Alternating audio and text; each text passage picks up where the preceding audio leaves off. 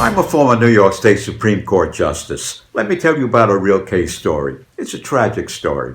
We'll call him Richard. Richard is in his late 20s. He's married, has one child. He works for a company as a repairman for television sets. That morning he gets an assignment to get into the van and to repair a television set in a house. This happened in upstate New York. He's on the roadway traveling toward the house. As he's traveling toward this house, suddenly he comes upon railroad tracks, and at that very instant, a train is barreling across, strikes him forcefully, crushes the car, moving it almost a half mile along the track before it stops. And Richard is killed instantly. Well, we're engaged. We call upon experts to see exactly what happened, to reconstruct the accident.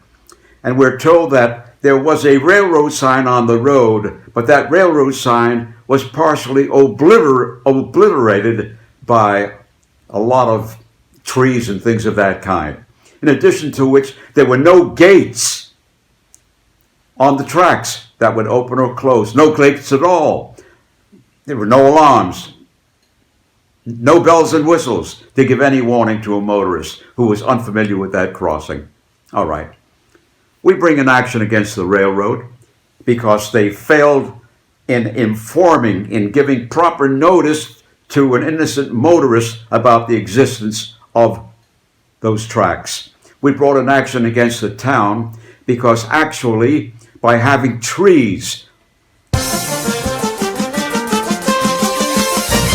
tracks, they created a danger to the motorist and a danger to Richard. Of course, there was no offer made. They resisted the claim. We went to trial, offered all kinds of evidence, brought in our world-class witnesses, and not the witnesses, the world-class experts, and we had a model made completely of the entire area, with every tree and every rail and every part of the roadway, so that the jury would have a full understanding of the landscape, of what a motorist would see as a motorist would be approaching those rails. Well, at the end of the trial, the jury was out for 6 or 7 hours. And during the time that the jury was out, the defendants called for a conference. And at the conference, with the judge present, the case was settled for a very substantial amount.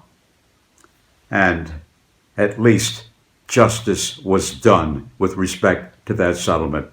But of course, the life of Richard would never be restored. And he left a widow and a child.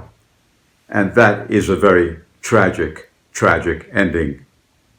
But the fact that there was sufficient compensation for the family, it would mean they'd have a better quality of life.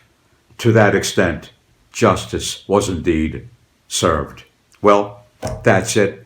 That's the end of the story. And until we meet again, this is the storyteller telling you, stay safe and keep out of danger.